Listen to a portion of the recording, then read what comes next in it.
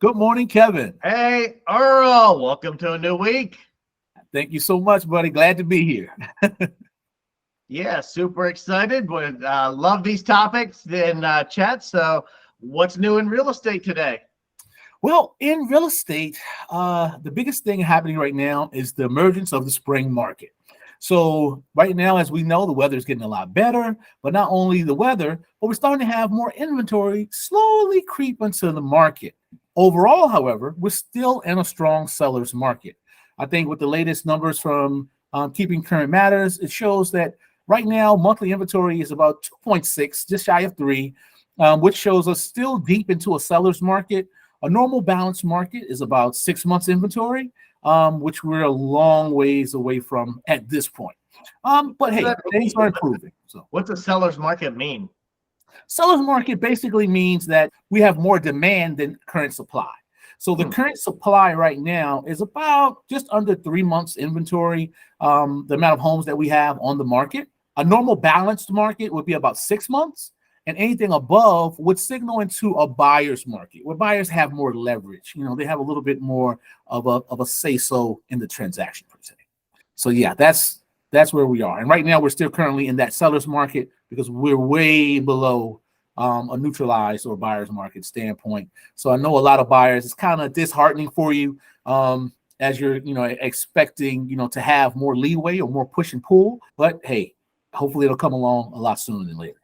So I guess that just means as a buyer, you see something you like, you need to be aggressive. You can't be like, I'm going to offer less than the purchase price, or I'm going to try to get them down from what they're asking.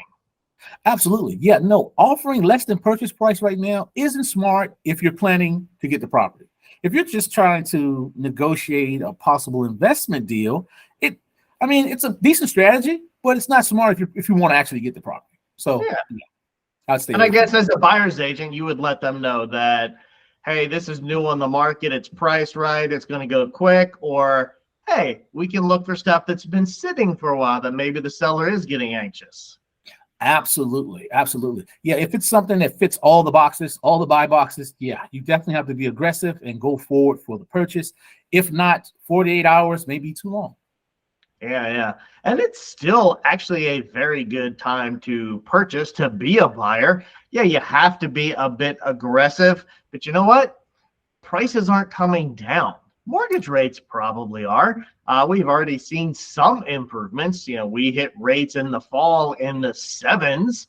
Now we're back comfortably in the 6s, and probably in 2024 we'll be comfortably in the 5s. But you know what's not coming down is those purchase prices, for exactly the reasons you said. There's limited supply. There's going to be continued limited supply. So smart buyers are getting off the fence, making those aggressive offers, getting that house under contract, buying now, and you can always refinance when mortgage rates come down. Refinancing is quick, easy, little to nothing out of pocket, and then that way you're taking advantage of the purchase cost savings. It may not feel like right now, yes, but if you look at it a year or two from now when mortgage rates are lower, all these people on the sidelines are going to get off the sidelines. They're all going to be jumping back in, and talk about becoming a seller's market. There's going to be so many more people trying to buy. It's going to get back to bidding wars. So, don't wait. Get off that fence. Get out of that market now before things get worse. Right. Because like I said, that feeding frenzy hits when those interest rate drops. Oh my gosh. Over ask bidding, guaranteed above appraisal, cash, people understand half cash right now, and they have grown their asset, astronomically over the last couple of years, in housing. But waiting for that perfect storm again may cost you a lot more. Yeah. And if you think about it, if you look at rates that really have come down about a whole percent from where we hit a cap in the fall, it makes a pretty big difference. So let's say I've got a graphic here that folks can take a look at that shows some of the buyers' purchasing power for a $325,000 loan amount.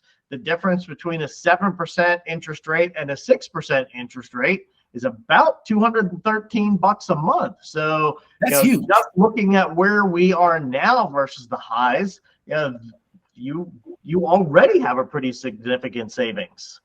Yeah, that's huge. Like I said, from 1% down, you're saving $200+ a month on a mortgage. That, man, that's you're already saving, just with that alone, you're already saving upwards of $2,500 plus a year, just from 1%, taking advantage at the right time. So I guess moral of the story is knowing when to strike when the iron's hot. And the best time to buy when that iron is the hottest is when you need a place to live. Every time. Every time, because we can never, no matter how much research and everything else that we do, no one can ever predict the exact point, when's the best time to do this or to do that, buying or selling. But like I said, it's when your need fits it the most. Yep. I've had some consultations with some pretty significant financial advisors, financial pros. And they say that nobody accurately predicts when is, say, the bottom of the stock market. If you're trying to find the bottom, you're going to miss it. Every time. Every time.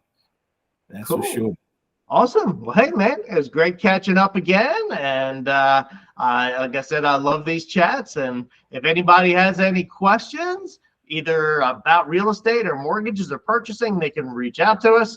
And if anybody has any topics they want us to cover, we're more than happy to do so. Absolutely. Thank you so much, Kevin. Have a great week, buddy. You too, Earl.